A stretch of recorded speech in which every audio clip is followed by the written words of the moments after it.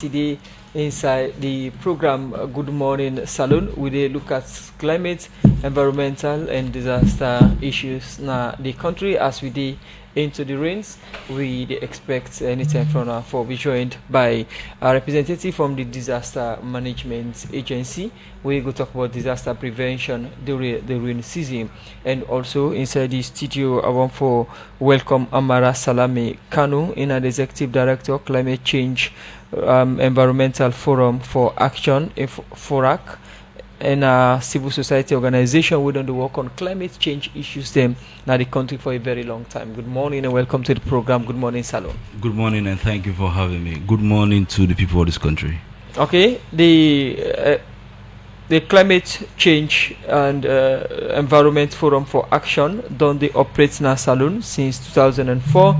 We don't work on environmental issues. Now they don't do a technical risk assessment on critical disaster hotspots na the country, and also then do a survey on the mangroves na the country, and also they do afforestation of mangroves throughout Salon, we especially in the Cambia River estuary. It can't tell we more of the disaster risk survey them we don't do on the disaster hotspot then at the country we said then place here so they and what the authorities in they do for mitigate the disaster or prevent them, and also later they will tell you about the mangroves afforestation what they do. Once again, good morning and welcome. Good morning and thank you for having me. From that little background way I don't give since 2004 we don't work on environmental issues. How we don't like for one organization? Well, we just talk about when we come into first in 2004 we done the implement project. We firstly implement the WAFO project when the Western Area Peninsula Forest Reserve. We be supportive on that. We do a lot of afforestation activities, and we also provide alternative livelihoods for the communities where they within the forest edge of the WAFO. And of recent also we be support. UNDP be supportive for do mangrove restoration within the estuaries ranging from the Cambia River estuary, the Frita River estuary, Yari Bay, and that of the Bont Island. So we do over 33,000 hectares. We are actually restored within then hotspots areas there.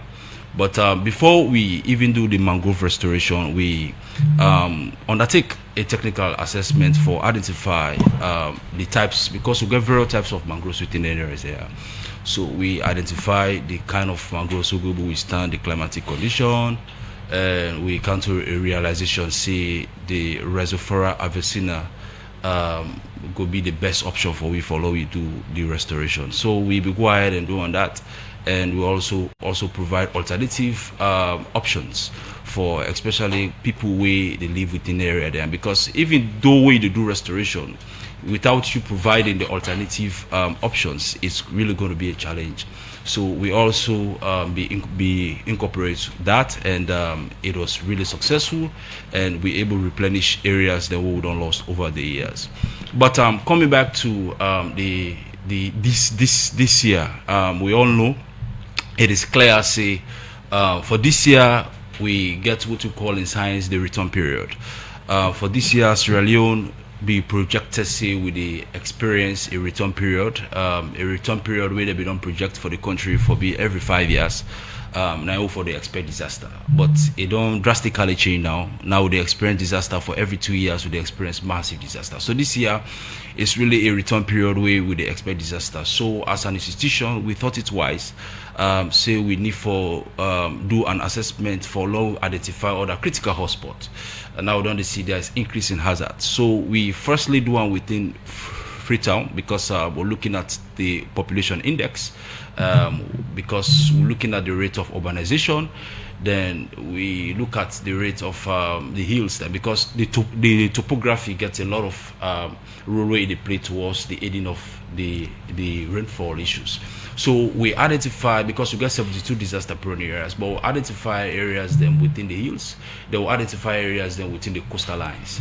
Because the reason why we target communities within the hills and that of the coastal lines, because of the erratic rainfall we would actually experience because of the deforestation activities, especially up the hills, to expose communities where they live within an area than they.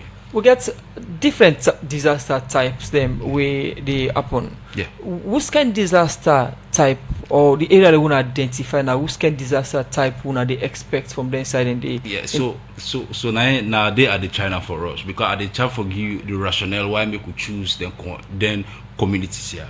We choose communities within the hills, the mountain areas. Then Africa no do this survey. Yes, we want for risk management. Yes, sure, because we want to get a quick fix information.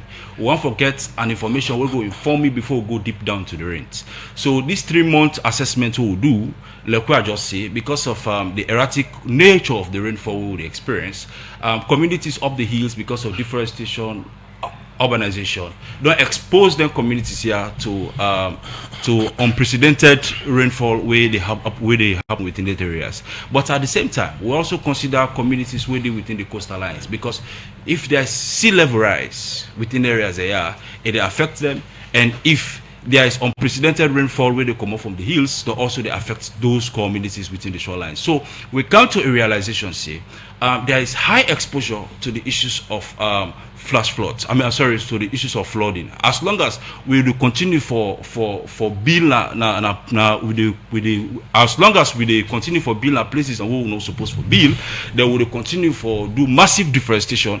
Then communities within up the hills go experience unprecedented flooding issues, and also geological events in the way where they happen at this place. Because if you expose those areas, you understand, then we get hanging boulders within the area, then communities and they where they within inside them big stone, and there is high tendency for making stolen they roll out. So we also come to realization, say, especially within areas within Krube, we identify, say, the amount of rainfall where they come up from areas of IMAT, they empty themselves within the Krube area, they empty themselves within the Congoton location. So if there is heavy downpour of rain and there's a sea level rise, those communities where they within the lowline areas will be highly much affected. Then at the end of it all, the recommendation be very, very much clear.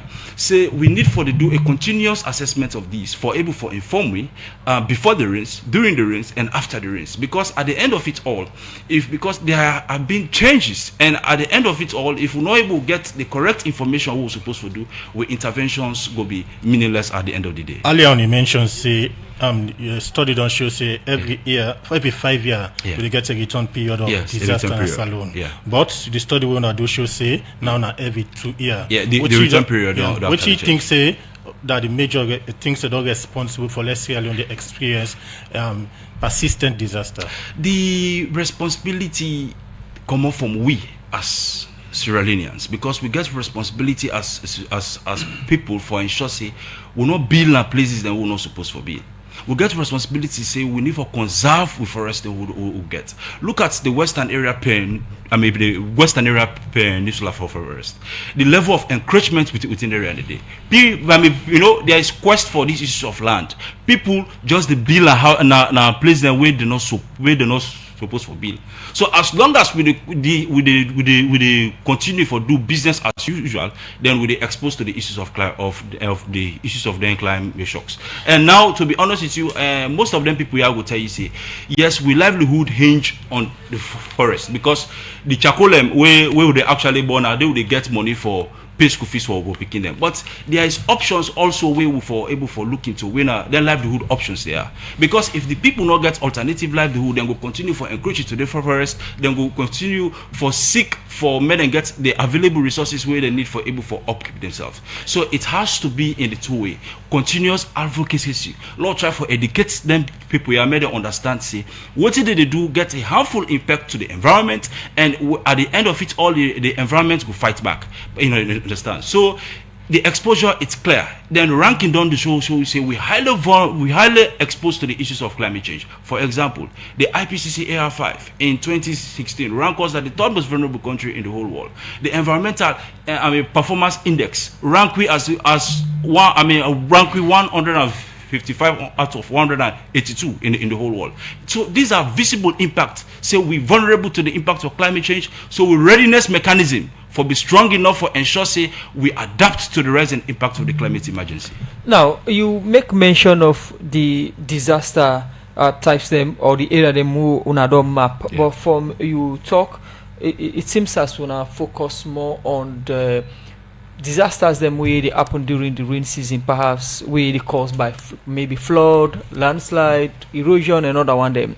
Why is it that we focus on this disaster type even when we get other climatic disaster issues them like extreme heat, we get climate, we get water shortage, and also get windstorm? All this they happen during the rain season, and we just see the kind of heat where freezing just come up and before going to the rains. Why we only identify this type of disaster? So now I'm gonna make a tell you say on the seasonality profile. We give for a look at the seasons now this country. If you look at the seasonal outlook where ACMAD inform we say they experience a return period. We'll get above normal of the amount of rainfall we'll get for experience. So as an institution, they focus on identifying critical hotspot areas. So why would they identify the hotspot areas there? Information we will get go able to help government for do proper planning in terms of who side then go able roll out programs, then we go be an adaptive coping strategy for ensure say we able for save the other areas then, because we get increased amount of hazards areas now. Now you couldn't believe say even down to Cambo Street, you understand, now a hazard area, because as if we experience a little drop down of rainfall, then areas are all of the flood. So it don't clearly show we see we don't get the hazard areas there. But for help government, because we kind of civil society is not only for advocacy but also to do research where they help government for make them do proper planning. So at the end of it all, the research go able to help them before they go into the deep down of the rains, the July, August, September, when are the jazz period. When I get the expertise for doing the survey? Of course. Okay, continue for stay with me inside the program. Amara Salame Kanu, the Executive Director, Climate Change Environmental Forum for Action. Inside the program, they talk about the activities the Modi they do, especially the technical risk assessment on critical disaster hotspots. The Modi don't do in the country, and also later they will talk about the mangroves afforestation we then don't do. The program Good Morning Salon, they continue to go for short break. We can continue the program Good Morning Salon, and we get the environmental organizations them na the program for can inform we how the country stand for sake disaster prevention amidst heavy rains them where they come na the country right now. We want to welcome na the program Mohammed Elba, na Director of Communication na the National Disaster Management Agency. Good morning, Mohammed Elba, and welcome to the program Good Morning Salon. Good morning to you and good morning to listeners. The National Disaster Management Agency created through an act of parliament for prevent and also manage if disaster occur. What's in the preparation of this agency this rain season in disaster prevention? We are the foremost responsibility of the institution. Well, as always, since the establishment of the institution, we don't try based on data for able to determine the various hazards that we specific communities exposed to in the county at large based on the patterns how they occur, and also with the support of some other technical institutions like Met Agency. And we don't plan around that since the establishment of the institution, and ensure say we're able to devise strategies where we can always implement the strategy ahead of the specific periods in the. Now we don't succeed forget we hazard calendar, for example. We don't know now say throughout the year this specific period here would expect fire, would expect rain, heavy rainfall, would expect windstorm, and the areas outside in the occur at the county, and we can always devise mitigating strategies for them ahead of the incident, for at least even if we're not able for entirely avert them from occurring, but we can also try to minimize the impact we will get on the lives of the population other in specific areas in the. Say for example now in our western area now, we don't start from last year October for roll out the western area flood mitigation strategy.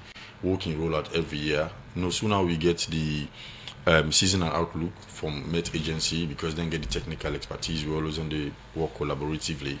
We can look at the specific periods, and because the seasonal outlook for 2024, according to Met, tell we say there's overall there's going to be a deficit in rainfall, but specific periods in the within this just period here, now June, July, August, July, August, September, where we can get heavy downpour. So what we don't do?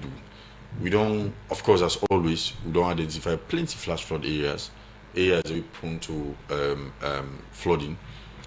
The Dundas Street area, of course, we all know the problem, and I don't think a dozen times for explaining to the public what are the specific problems where they affect, Dundas Street. Of course, we know in Sambagota they make Dundas Street and some part of Cambo Street they flood, and the primary reason we're responsible for that now because people didn't really manage them, waste them very well. Then they put them, waste them at the gutter, do the dries, and we rain season come, we rain come, the water need to get road for pass. And what we don't do over the years, of course, prior to the rains, we can always work with the military. We don't get support from our partners, UNDP, Road Maintenance Fund, UNICEF. They're always on the come on board, and the support we for go clear them drainages and not only Sambagota, but other communities like, for example, Krube, Susan's Bay. Susan's Bay. In fact, last year we go there with the support of some philanthropists there in Sierra Leone. They help with some machines, heavy duty machines. We go clear the main drainage for the lead down to Susan's Bay. And I tell you what, yes, last year, despite the rain we will record, we will not get any major incidents in Susan's Bay. And overall, of course, like I always can say, the issues and we hover around disaster management a bit complex. The reason why you get some slum communities and they like who don't identify and don't train community volunteers. Now plenty communities 42 where we don't map as hazard prone community areas, especially prone to flooding. We come to the hazard areas them as also we get civil society person at the studio we self then do identify the hazard areas. We they compare not if the same area they will not mark or then get extra side them will not mark or side them mark. But you make mention of the side the moon I don't work on. Which I used to do so we get the CA now the Freetown City Council. They talk about the young effort as a council for mitigate disaster during the rains. All the side we say don't clean so. Now the side we say council don't clean. Between Una and the council, would that depend clean then drainage there also now then space listed? Fortunately for we, because of the leadership and the approach where we always on the use, we don't work for very well. We don't focus more on collaboration. The Freetown City Council, we look at them as partners. We look at them as a body. We get a different mandate, for manage the affairs of the city. So we don't work collaboratively. We meetings them. We interpillar coordination meetings. The Freetown City Council always attend, and we don't jointly implement plenty programs them together. We get for do risk reduction, and mitigation of plenty areas. So we don't work collaboratively. So the issue of waste, I tell you, even Freetown City Council is a challenge for them because generally, to a very large extent, the mandate for manage waste in the city fall within the remit of the Freetown City Council. We can always come inside for actually identify and see how Google for help them for low mitigate, then disasters and they across the country.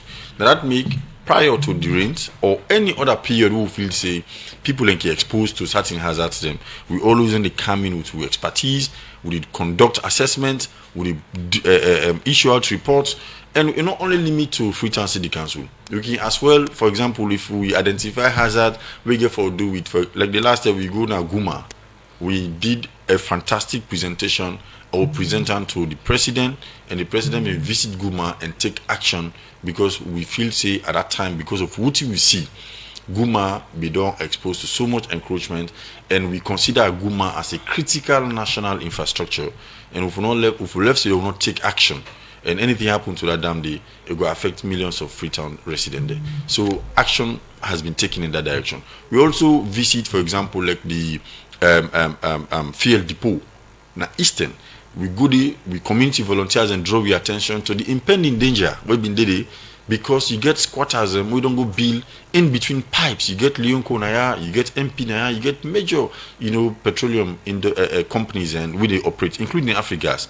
People don't go build on top and then they cook on top. That was disaster waiting to happen. What do we do when there?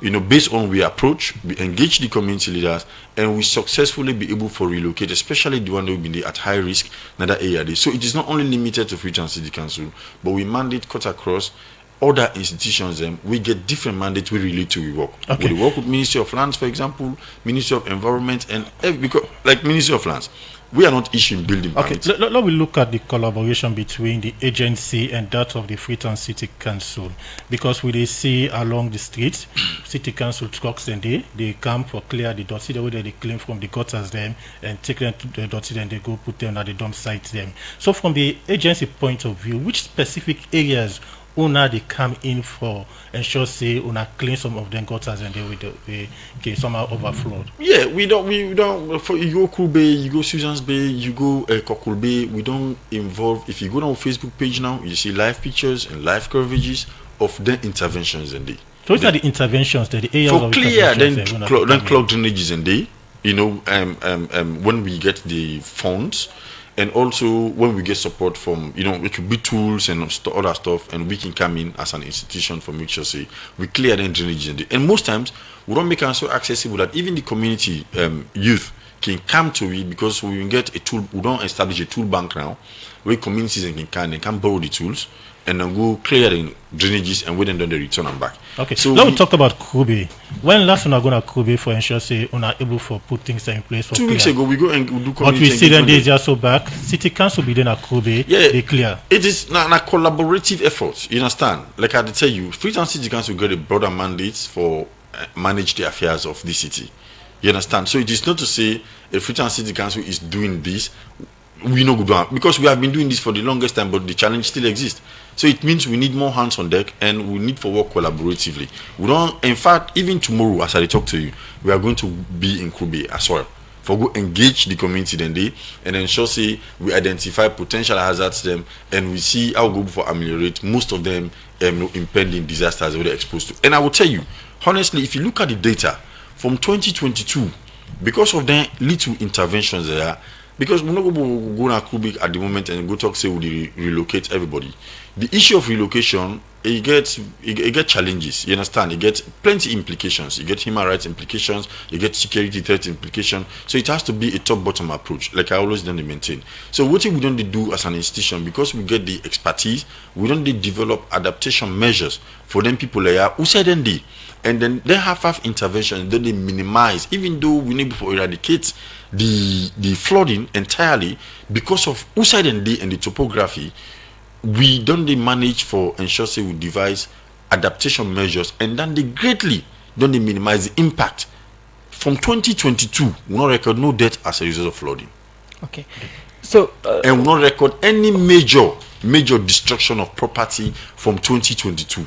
Because of the interventions there. You talk about collaboration with different authorities. Them when you talk to council, they go raise concerns. Say then can clean the city, but government most time can disperse the money to the Salon Roads Authority for clean the drainage there, so una then get the expertise them and the machineries. Una that self na government agency. What are the level of collaboration with SLRA and also that of City Council for ensure say una clean the drainage as part of disaster prevention in the country? In 2022, the entire Sanders Street, now we and SLRA collaborate and clear that, including Freetown City Council, and clear that particular drainage ahead of the rains in 2022.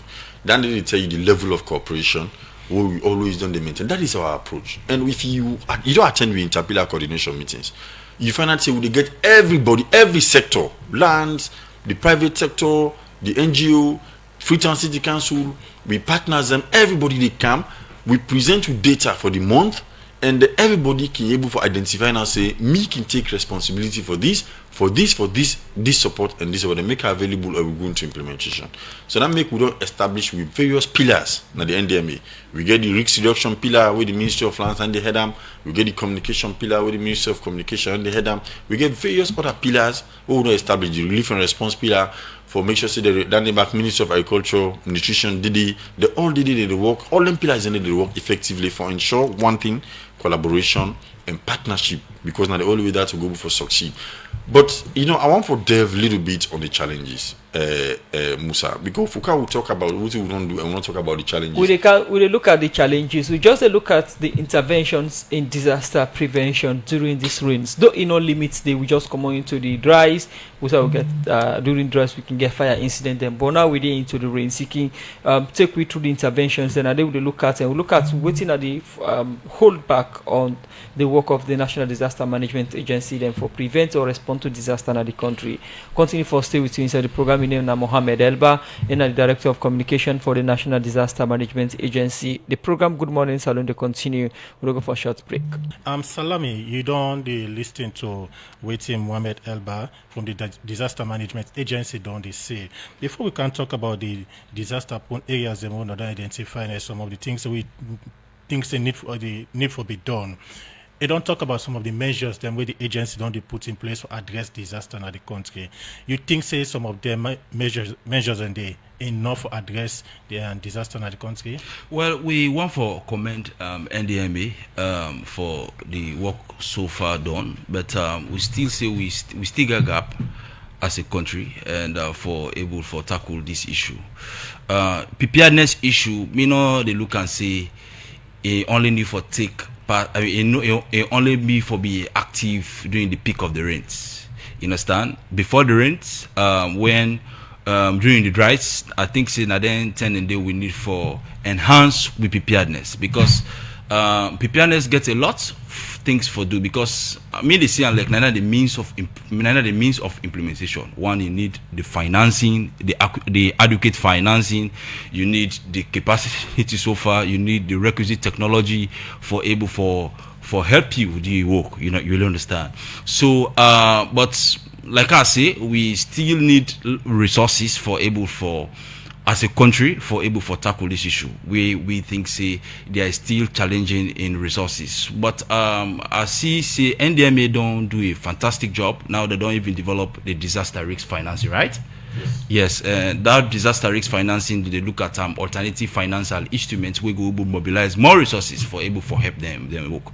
But we still need more technical capacity as a country. And in fighting disaster, I don't think say one single institution they help in this because we also believe say relevant government institutions for able for work with the civil society we get the expertise for able for help them in the work because we need more players on deck for ensure say we discuss on the issues there and try to develop a roadmap in terms of implementing within that the required thing way we supposed to do it regards to the national circumstance. Because if you look at the disaster profile, you understand, don't clearly show we see and we see them visibly clear.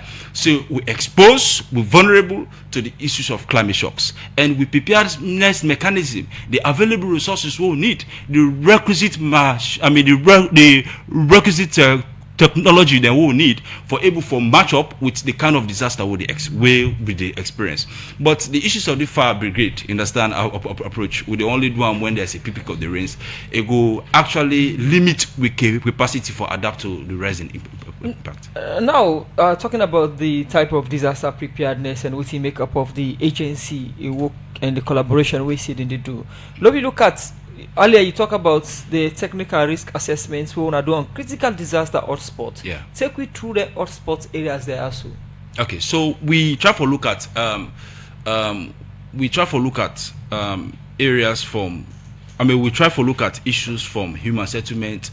We try to look at the geological issues them in terms of if you look at the Freetown complex now, a lot of exposures. You understand? There is highly wedding activities they occur within the area there. As long as we not get trees within the specific areas there where they don't do deforestation, and there is high tendency because of erosion with the express what to call rolling rocks. They hang in boulders and get high tendency for men to roll out. So we identify areas within regions. You understand? Say, especially within them communities, then where they closer to the streets. If they see the visible rocks, then where they don't clear them out, there's deforestation activities. They get high tendency. See, as long as we experience heavy downpour of rain, then boulders and get the high tendency for men to roll out. We also identify areas within Poti.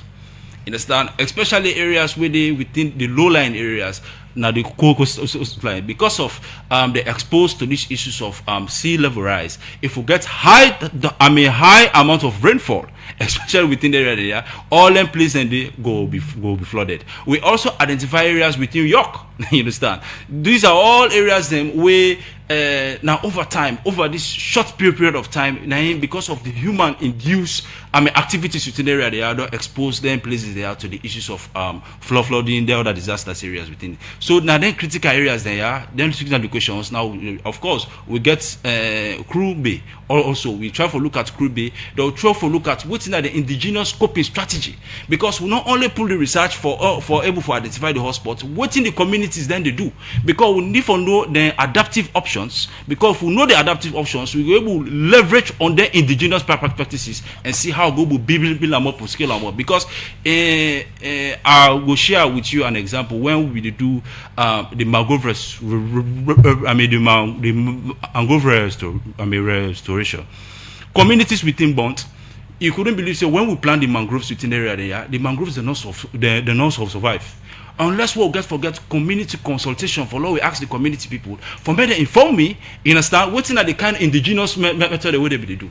You couldn't believe, say, then still we say, because of mangrove they survive, because of the swell type within the areas there is preferable an option for low plant coconut trees. So this is the important why we integrate indigenous knowledge and then coconut strategy the community themselves, because we leverage on what thing they do and try to see how good we will be for able for scale them up properly.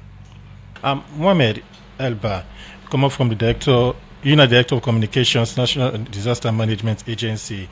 You don't talk of some of the measures then where the agency don't put to address some of the disaster prone areas them. But one go say them measures them also, or them concerns them also, not don't raise them year in, year out. What are some of the major actions them don't put in place for say not able to address them once and for all? Well, the approach is a continuous one.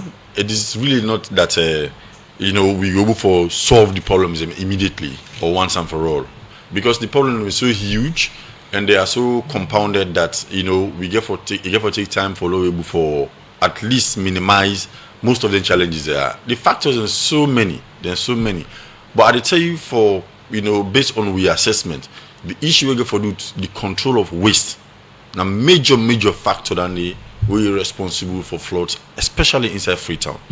We get other hazards like slope collapse, then fence collapse, which can happen now, and then boulder way, my colleague will talk about just make it will, as a result of the fact that people can clear the hilltop, forget level and expose, certain aspects of the hills them, weaken the integrity. So we then construct house, mostly you can get a slope collapse. Like yesterday, we've been in a developed community.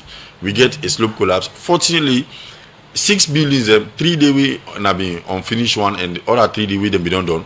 But because the community people them is so active, they actually spot the signs them, because they may see the cracks them at the hill.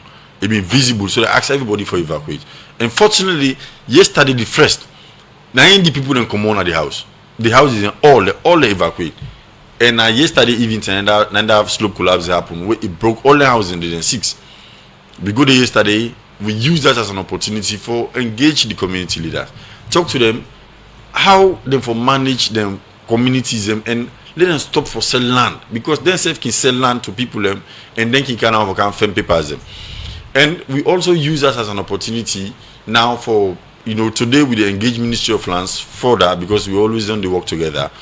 For now we see how go for collaboratively for make sure say we institute policies them where we go for enforce, especially in the area of people unregulated building constructions, especially in the peninsula and some other parts that we're exposed to the vulnerabilities there.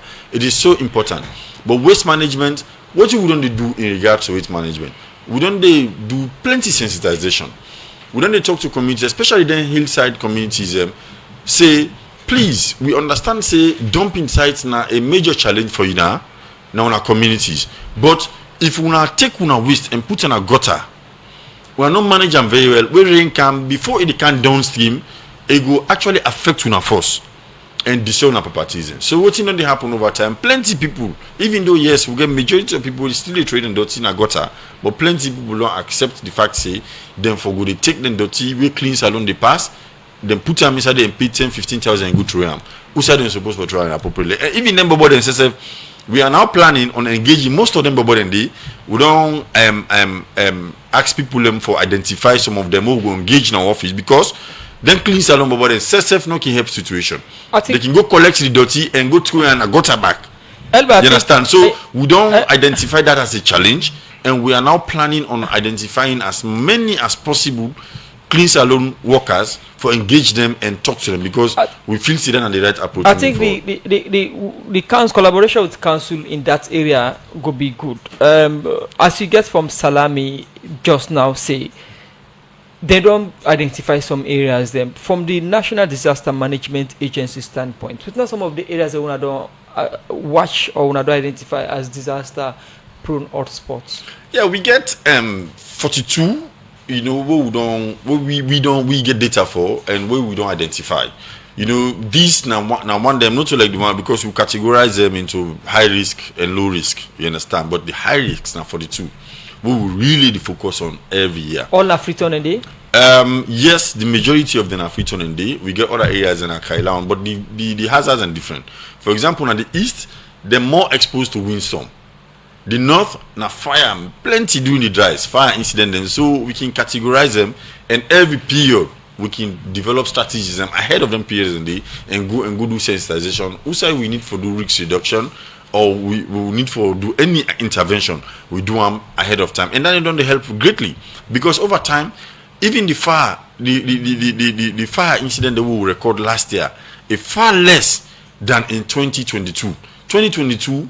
We work closely with the National Fire Force. 72% of the fire incident that we will record in 2022 now as a result of electrical malfunctioning. And what we do, we increase on fire prevention strategy and engagement. We with the experts, the fire prevention officers and from Fire Force. We engage plenty communities in our western area, and then they help a lot. The way people they relate with the electrical appliances, the type of electricians they would for call, the materials they would for use for do the electrical installations, and the fact that they know for use 1 meter and connect 10 rooms, 15 rooms, and stuff like that. And all of them they help greatly for minimize the percentage in electrical fires last year. And by time they would look at fire statistics because we don't get a report now outside the national the fire force where the fire force boss raise concern say they not get at a time they not been get the capacity for respond to all the fire incidents in Freetown. One they happen Kintom, one they happen na east, the other one they happen 3 in a row. They not get the fire engine there for respond to them at all for the city. We na a very high risk disaster issue. But when we look at the disaster areas, the Mona Suna do identify 42.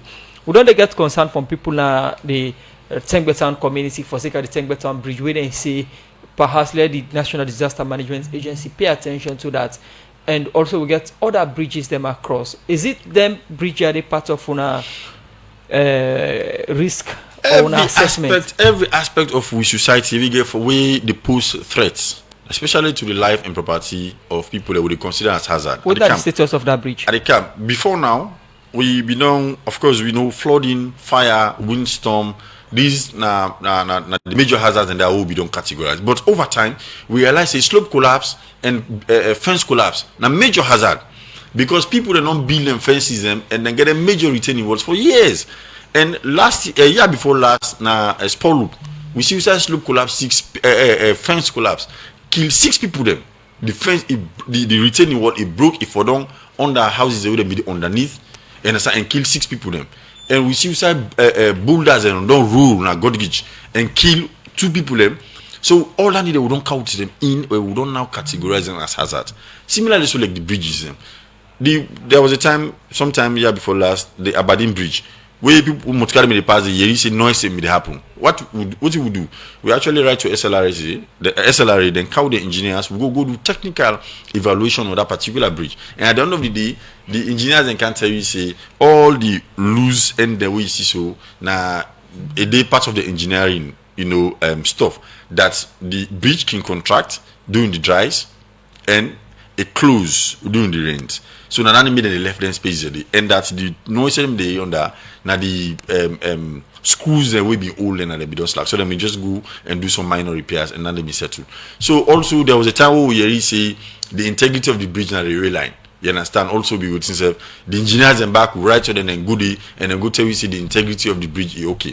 For the one at Tembe Town, we have not done any assessment on it yet, but we attention not be drawn to them. I want to assure you and the public now say we go right to SLRA and we go there and go see what thing we go do and make the report public. So if for example the bridge get integrity issue, definitely government go prioritize and we go right to government because then they outside the mandate for go make up for go construction. And what we can do now for draw the attention of the relevant authority for make them come in and take the necessary actions. Okay. You talk about the measures that were not on the put, but concerns, these concerns don't come out from the people every now and then with regard the status of the bridge and is it that the agency they waits for any kind of major disaster for happen before wanna intervene? Why not take that swift measures to ensure that address some of the issues here? So yeah, we don't get any concerns. There are plenty, but the National Disaster Management Agency, the heart of our operations, it hover around risk reduction.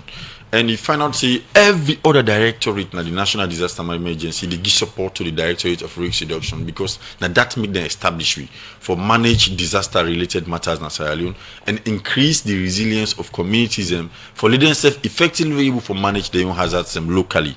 So every other thing we do response, it is just because response now a component of disaster management, the humanitarian component of disaster management. Say people get because not forget say the disasters will get natural and man-made, and someday we will not get control over where it bound for happen. But if it happen, because the issue of humanitarian intervention, the part of work, we can always come in for response. So it is not to say that we have not been doing risk reduction. We have been doing. In fact, if you go on our website now, majority of we work hover around risk reduction. The bridges, like I say, we go continue for do we best for make sure say we draw the relevant stakeholders attention to the hazards and they will we come across and we will go do assessment and determine say yes indeed the areas and the areas that we exposed to hazards and the need for do ABCD for make sure so we avert anything with the happen. We don't need one plenty. Elba, concerned on the come out from the public with regard the structure of the IAM Tech College na the Eastern Partner Freetown. Una aware of them concern here or una don't do any survey na this college and see the structure where they make the rounds? Yes. During that period they then send the building to me. And thankfully, like I can always say, me and the director of risk reduction pay a visit. We don't go do, including the Ministry of Works, we don't go do structural assessment of that particular building day. And I tell you, say we identify plenty hazards them. We don't identify plenty hazards with that particular building they exposed to. And we don't write reports, we don't send them to Ministry of Works and Ministry of Environment, and we don't recommend that particular building they then for stop for use them and then for relocate to another safer place. You understand? Because for we assessment, the entrance na hazard. The steps them very narrow. You get because the building we will look at and register and get close to 6,000 students the way they utilize that building at the moment. And the entrances them all is so narrow. And I watched now the one whole building at about 2 or 3 fire extinguishers and get and the building in each floor what is me and up so at the touch the next ceiling. You understand? So you find out see the place heat. They not get plenty ventilation. So there are a lot of hazards we will identify. So we don't write to report now to Ministry of Works, and we believe say Ministry of Works will take action for make sure say they enforce the relocation of that particular university because we don't categorize it as hazard. Any deadline they follow then stop for use the building? Well, we actually will continue the engagement. We actually will continue. Within the first step first, because since that thing they come out, the first step we do now for goodie and go do physical assessment. We don't go do them and we don't make a report known to relevant stakeholders with the issue of relocation. and the integrity of that building fall within the remit, we now like the Ministry of Works. Now we all go down. So we don't write the report. We go Ministry of Lands as well. We will continue for work and see how we get a seamless way for convince them people and they for let them stop. For now, don't inform the authority of the school. Yeah, sure. We go there. We meet with them and we assessment, and then they did it. In we actually take pictures, you know, and identify most of them believe that. Then go up to like 9 stories where and still try for, you know, ease up more. And in front of the building, you find out you get a steep slope with the in front of the building, and any small erosion will take place and they undermine the integrity of the foundation of that particular building. They will get the potential for condom. So that particular place is not ideal for such, you know, service within the render because of the number of people that we involved in attending classes in that particular structure. Continue for stay with me inside the program. Mohammed Elba, the Director of Communication, National Disaster Management Agency, NDMA. Continue for stay with me inside the program. Good morning, Salon. We come to Amara Salame Kano, Executive Director, Climate Change Environmental Forum for Action.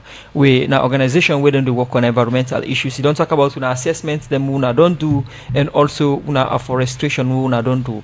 How una they send them report here or collaborate with the necessary agency them and body them na the country for ensure say action be taken, especially the mangroves that we don't do afforestation, because most time people they cut them here for dry fish and use them for firewood. Yes, thank you very much, Musa. Then assessment how would you do before I come to the question we asked on the mangroves, on the identification of the critical hotspot areas. The rationale why we would want for, we still get a hazard profile, a national hazard profile. We think say need for be reviewed, need for be updated, then do them in 2017.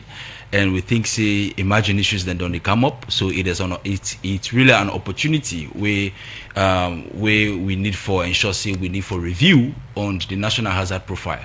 So we strongly believe say this technical report we don't compile, we get for share with NDMA and other relevant stakeholders, at least for inform them about the vulnerability index as a nation and how we're exposed to the issues of climate shocks. And now the ACMAD report very clear say this year we are going to experience a return period as a country. So with readiness, preparedness mechanism as a country need for be rigid enough. So that's the essence why we need for support institutions technically, because we, like I just say, we are a civil society think tank. We don't do numerous research, and I'm coming back to the issues of this mangrove. We realize at the end of the entire process, realize say there is still communication gap, advocacy. People need to understand about the importance of conserving then Ramsar site here, because Sierra Leone is a signatory to the Ramsar Convention, but we don't see the influence of the destruction of the mangroves areas there. You couldn't believe say even areas within Mambolo, then some areas then they don't experience series of disaster within the area because of the mangroves where they act as a buffer. They don't chop all mangrove area within the area. We can forget time with you from time to time for engage you for talk on environmental issues them, Amara Salame, because when you talk about the Ramsar sites, you go Aberdeen, Ramsar site, but now we get most of the big hotels them. Yes. The Ramsar sites so before I go, I want to send this message to the country, especially people who they live within disaster-prone areas. Now we are going deep down into the rains. We did within the JAS period, the July, August, and September. If you know say you did within disaster-prone areas, please try for the relocate, because the amount of rain we'll get for record, especially within this period, July, August, and September, it go for be unprecedented. Thank you. And we don't want government for be distracted, because at the end of it all, the small resources we'll get when we get a disaster back now same resources they will then go for take for amend. Thank you, Amara Salame Kano. We come to Mohammed Elba, Director of Communication, National Disaster Management Agency. Come to you with a text message where they draw your attention. Say, please, Mr. Elba, please, una go check Rukel checkpoints, Western Rural, please, yourself in a disaster-prone area. Your message to Salon people during these rains as part of una disaster prevention message then. Well, we get plenty disaster prevention messages and where they go on at the moment. We don't develop jingles, we don't do documentaries, and we do community engagements in them as well. And most of them people who they live in their communities, it is not new to them already. They know what thing they expect, especially during them periods there. And some, I must admit and praise them, that they can take conscious efforts for make sure say they relocate, during them period there, so they're not going to be affected. And we done the issue out with advisories, and as it is at the moment, from the seasonal outlook, we will continue to experience downpours, for this period, because the general overview of the seasonal outlook for 2024 now that we get for cumulatively we will get deficit in rainfall, but we get for specific periods then we will get heavy downpour, we can potentially lead to flooding. And so we want for please continue for appeal. People them left for road and gutters and dirties and a gutter doing them periods there. And also the one that we didn't and then steep slopes the lane and try for go na higher grounds them at this moment. If you get tree we get branch, not left them unattended to cut them because of course the rain can out heavy breeze. Then no left you picking for waka during the rains, na net. Not use motor we not get better lights, and especially not go na sideway don't flood because you don't know what's in there before you. And continuously I believe say we need to adhere to government directives. If government say not build in a particular place, not go bank and go build it. Thank you. And please we appeal to people especially during this period here, for make we all work together and adhere to the prevention messages and all this and because now only by that we will be able for solve the problems or we able for eradicate them. If not, we will continue for care and can talk to people them every now and then. Thank you, Mohammed. And lastly, please, if anybody get anything, please call we Africell toll-free line 1199 for any emergency, or go on our Facebook page, you go see contact details and they or can 64 Samuel number and make you complain. Thank you very much, Mohammed Elba, Director, National Disaster Management Agency, Director of Communication, National Disaster Management Agency, NDMA,